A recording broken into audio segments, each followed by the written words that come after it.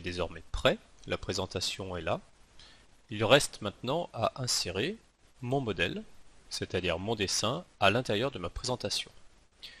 L'idée étant la suivante, on ne dessine l'objet qu'une seule fois, une seule et unique fois, et on mettra des informations plus ou moins détaillées selon la vue ou l'échelle de représentation qu'on décidera d'afficher ou d'utiliser. Et dans la présentation, on va aller finalement créer une fenêtre, imaginez une photographie de votre objet à une échelle bien précise. Donc l'idée, c'est d'arriver à avoir un certain nombre de fenêtres à des échelles différentes, d'endroits différents de votre dessin. Je vais donc insérer une fenêtre de vue de mon dessin.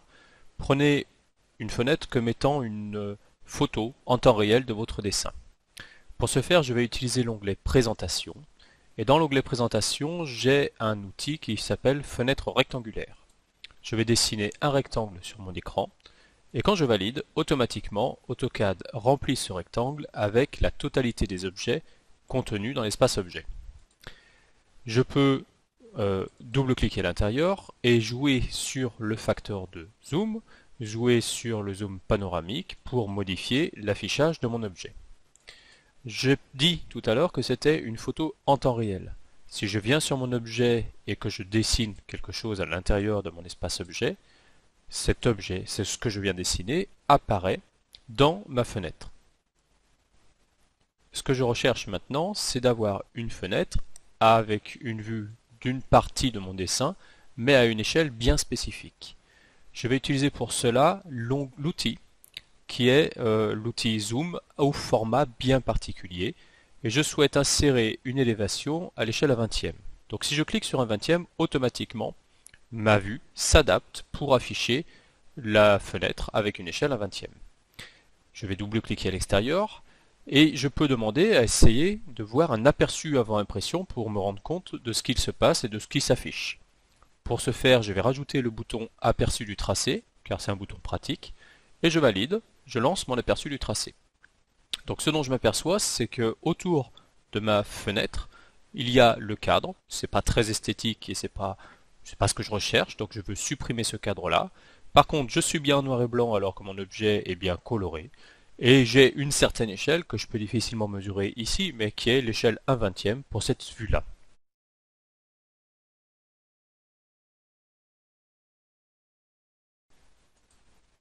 Je souhaite maintenant masquer ce cadre. Donc pour ce faire, je vais créer un calque, vous savez faire déjà, avec une propriété particulière. Je demande à ce que ce calque ne s'imprime pas.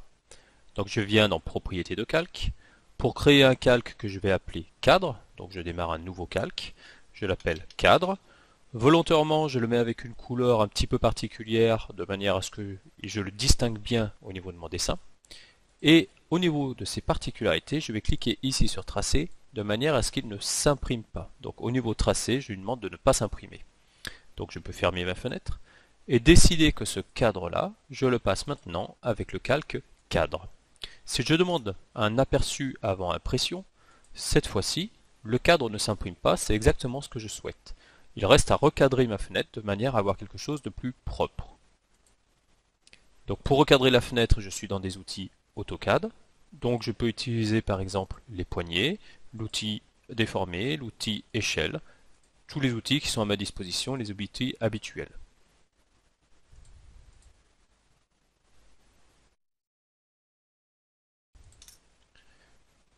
Il existe d'autres moyens d'insérer des fenêtres ou d'autres types de fenêtres. Je vous présente les plus simples. Dans Présentation, à côté de mon outil Fenêtre rectangulaire, j'ai Insérer une vue. Insérer une vue va m'emmener sur mon espace objet et je vais pouvoir décider par exemple de créer un rectangle autour de l'élément que je veux placer dans ma fenêtre. Je valide et automatiquement, il va me proposer d'aller placer ma fenêtre à la bonne dimension et placer cette fenêtre à une échelle quelconque, je précise, mais vraiment cadrée autour de mon objet. Ça m'évite d'avoir à recadrer ma fenêtre ensuite. Sachez qu'il existe aussi la possibilité de créer des fenêtres de manière différente, c'est-à-dire polygonale. Il n'a aucune raison de créer des fenêtres uniquement rectangulaires. Je peux créer une fenêtre qui a la forme que je veux. Ici je suis avec des droites. Et si je souhaite, je peux créer un objet, par exemple un cercle, et transformer cet objet en une fenêtre en utilisant l'outil objet. Et donc je prends l'objet en question et je transforme cet objet en une fenêtre de vue.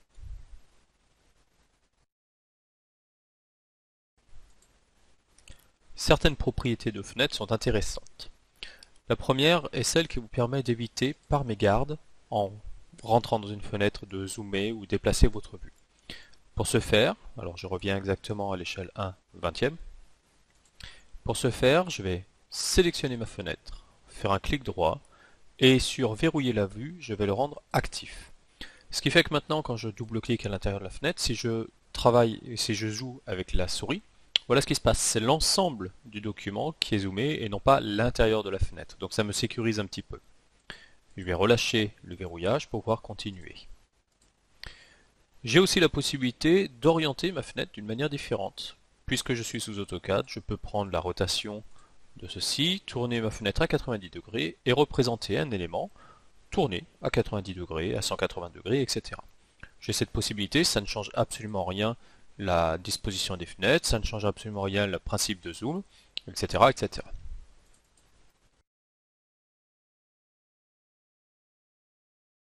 La dernière propriété intéressante, c'est la notion de calque. Si je double-clique à l'intérieur de ma fenêtre, que j'appelle les propriétés de calque, ma fenêtre est modifiée parce que maintenant j'ai la couleur du calque, mais la couleur dans la fenêtre.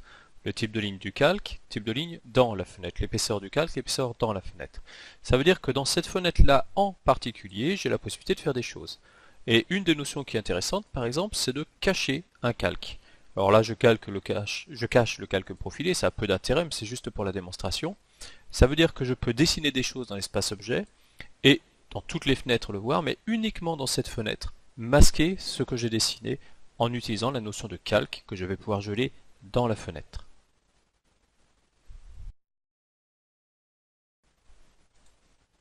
Lorsque vous souhaitez aligner deux vues, il y a deux méthodes. La première méthode, c'est au niveau de l'espace objet, travailler sur des vues qui sont alignées, c'est assez cohérent. Et puis, dans votre présentation, avoir une fenêtre qui permet d'afficher les deux vues de l'objet, mais dans une seule et même fenêtre. Ceci dit, parfois, vous cherchez à aligner des éléments qui sont dans des fenêtres séparées. Je vais donc créer une deuxième fenêtre pour expliquer la situation. Donc, je crée une fenêtre rectangulaire. Je vais zoomer sur ma vue qui correspond à la vue de dessus. Je mets le même facteur d'échelle, échelle 1/20e. Ces deux éléments ne sont pas alignés. Le poteau correspond à ce poteau-là. Donc si je cherche à aligner les éléments, je vais utiliser une commande qui s'appelle mvSetup. C'est une commande qui existe par raccourci clavier, que je ne connais pas, je crois, sur les raccourcis icônes. Et dans la commande mvSetup, on cherche à aligner des éléments et de créer un alignement vertical.